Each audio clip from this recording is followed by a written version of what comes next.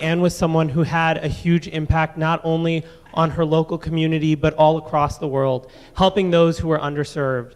We were sad to lose Anne last year in a suicide bombing attack in southern Afghanistan while she was on her way to deliver school books to children in an underserved region of the country. But she will always remain a proud alum and a great example for this symposium and our community as to how we can better serve others and bring our community closer together. Here to talk more about Anne and her life is her best friend from college, Liz Minert, and I'll turn it directly over to her.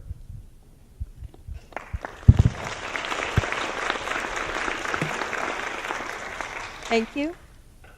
Good evening. So as he had introduced me, my name is Liz, and I was Anne's roommate, sophomore, junior, and senior year of college. I would like to thank the Foreign Affairs Symposium and Hopkins for honoring Anne tonight in such a touching and impactful way. I know she would be so excited to be part of one of Hopkins' greatest legacies. Hopkins is a very special place to many of us, but for me, I am most thankful for the most wonderful, lasting friendships that I have found while I was here. I was very lucky to be part of a very tight-knit group of friends in college that included Anne. And I know we all very much appreciated the outreach and support from the Hopkins and State Department community since her passing.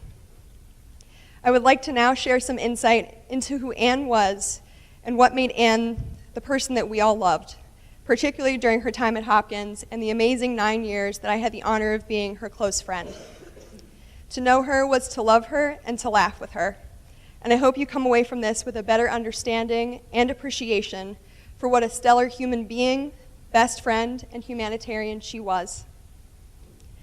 Many of you have heard this past year about Anne's professional accolades and achievements, which are numerous and beyond awe-inspiring for someone who was only 25 years.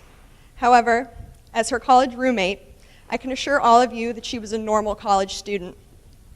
She slept under her clean laundry instead of folding it, made pulling all-nighters into an Olympic sport, frequented Uni Mini like any good Hopkins student, enjoyed a good beer, and would blast country music in our apartment, irregardless of the fact that I think all the songs sound exactly the same. From the get-go, she had this knack for anticipating my next move or appearing whenever I needed her the most, and that has only strengthened over the last few years since graduation. Although Anne may not have been the loudest member in our group of friends, her witty jokes made a quick friend and ally to anyone she met, and you knew you were in strong, capable hands whenever she was at the helm. Her quiet, wry sense of humor, patience, and calming demeanor were the products of an incredibly close, loving family, being the second oldest of 4 children, and years of being an exceedingly well-read bookworm on everything from Henry Kissinger to space and meteorology, to bacon recipes, and my personal favorite, Harry Potter. It was what we loved most about her. She was always Anne. As we've all gotten older, I have come to appreciate those who somehow find the time to have it all. It always amazed me that Anne was able to be a successful student and leader in her State Department career, but never once let it interfere with being a good friend to all of us. She and I used to laugh and remark that some of our happiest times were wandering bookstores or exploring DC together, completely content in just having each other's company. She was the friend I could count on to help me sneak brownies into the Air and Space Museum. We even made it work to share her twin bed when I visited her family in Chicago, which is honestly the truest testament to the level of our friendship. Even when we were thousands of miles apart, and many nations apart as well, she always found the time to G-chat or send me an email that would undoubtedly leave me in stitches and missing her terribly. Ultimately, I think our friends would agree that she was the sanest, most dependable friend who provided us support in any storm. After all that has happened, I've reflected on what Anne would want us to focus on and what advice we can take from her incredible life. I've settled on 3 key themes. First, a strong confidence and passion for life, particularly in however you choose to dedicate that life. Anne was so passionate about her work, but in a quiet, unassuming way. She didn't stand on the mountaintops and scream it so everyone could hear. She wasn't that friend who talked politics and only politics. Instead, she preferred talking about her latest meal or upcoming adventure. She never bragged about her work or all of her amazing accomplishments. The Undersecretary's eulogy at her funeral taught me about 10 new things I didn't even know. Secondly, the value of adventure seeking and risk taking. Some people vacation in Hawaii. Anne ate piranhas and wore a boa constrictor, went skydiving in Arizona, ran a marathon called Man versus Horse because you could either run on foot or ride your horse, biked across the US with the Hopkins 4K, then across Western Australia, and then a final trek from the Black Sea to the Red Sea. She was never afraid to explore the unknown and always seized the opportunity to learn something new. And those are the two important lessons I have taken to heart on a recent Anne-inspired trip I made to South Africa.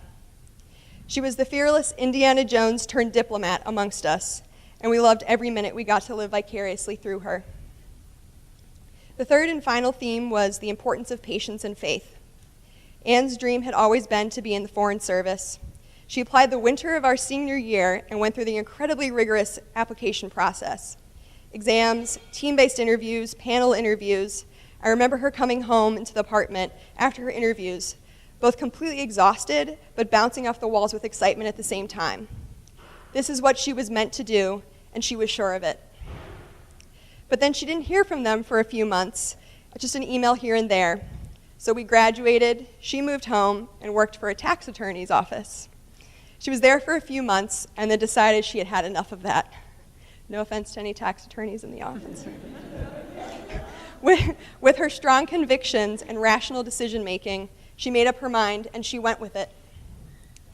However, the man upstairs clearly had other plans for Anne, and just 2 weeks after resigning, right before New Year's Eve, Anne got the email that changed the rest of her life, and she was accepted into the Foreign Service. She was patient, she held out for what she really wanted, and was rewarded with the most amazing 3 years in her dream job as a Foreign Service officer. Anne would appreciate our sadness and our tears, but she would mostly want us to use this as an impetus to go out and seize the day. Whether it's that extra slice of pizza, that extra mile, that trip you haven't booked yet, or that seemingly out-of-reach dream job or reach school. No fear, no hesitation. She would want us to commit and make that leap of faith. Whenever I find myself in a moment of doubt, I think of her crooked smirk and her raised eyebrow, but most importantly, the subsequent, "Go for it, Lizzo." And I know that she was with me and will always be there to catch me when I fall. Anne's friendships and impact spanned across generations, oceans, land barriers, and widely different cultures. So seeing the experience and the responses over the past year from the so many lives that she touched in some way came as no surprise to those of us that knew her well. But the efforts and endeavors to continue her legacy have truly been heartwarming. The void left by Anne is immeasurable, but has brought us all a sense of peace to know that Anne and her legacy will continue to change the world through her scholarship and through this annual award with the Foreign Affairs Symposium. Thank you for giving us the chance to share the light and laughter that Anne brought to our lives. To help us continue Anne's legacy, Dylan Etzel will now provide some information about Anne's Memorial Fund. Please join me in welcoming him to the stage.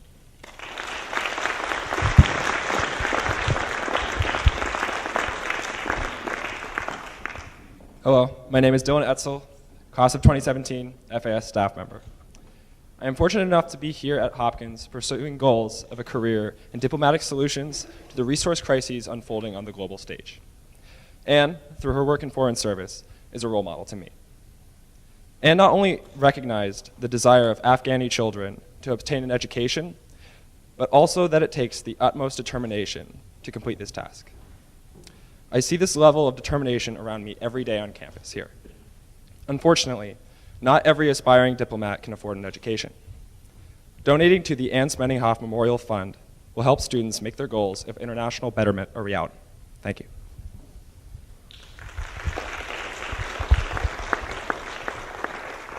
Hello, everyone. My name is William Szymanski. I'm one of the current executive directors of Foreign Affairs Symposium. First, I'd just like to start out by just giving a shout out to 2013 executive directors. This event wouldn't be happening, and we would not have been connected with the Smedinghoff family if it hadn't been for them. In this regard, we decided to create an award this year to honor Anne's legacy. So in Anne's memory, we at Foreign Affairs Symposium have decided to create the Anne Smedinghoff Award to recognize one person annually for his or her work in diplomacy and peace building. We especially focus on the protection and expansion of basic rights, such as education and health, due to the nature of Anne's work. The award itself represents the drive and passion of these great individuals who, even in the midst of disarray, are able to enact remarkable transformations that inspire onlookers around the world. And now to talk about the recipient of tonight's event, I welcome Rosalind Grant.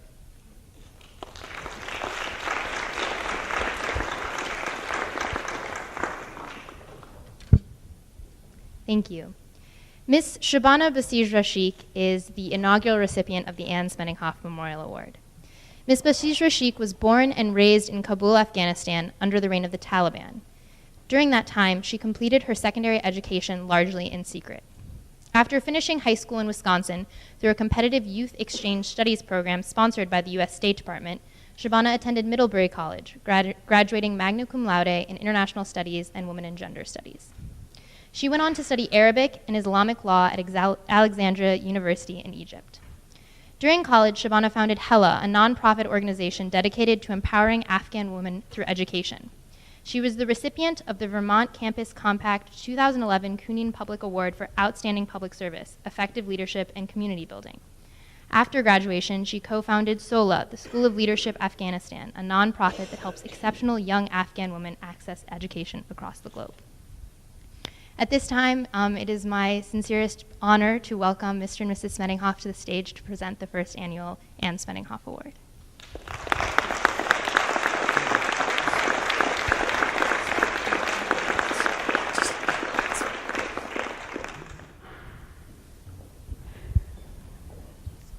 Thank you, Rosie. Thank you.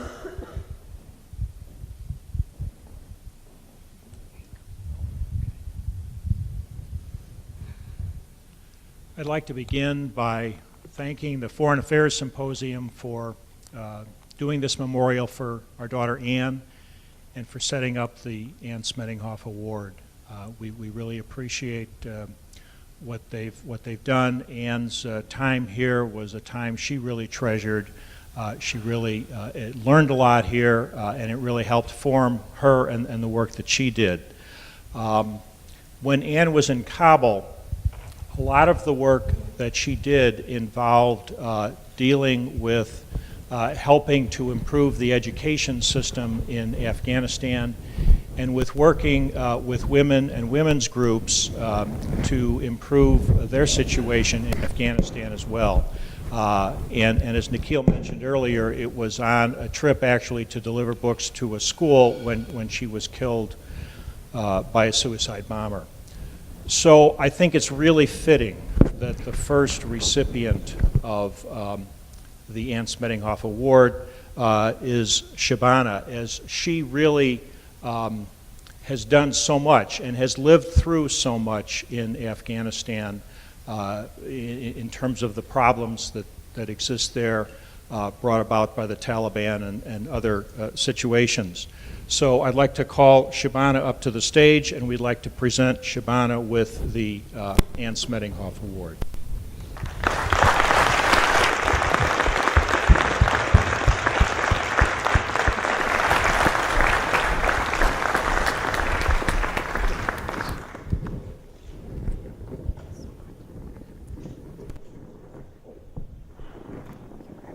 Shabana, for all you've done and for all you are continuing to do, please accept this award on behalf of the Foreign Affairs Symposium and on behalf of our family.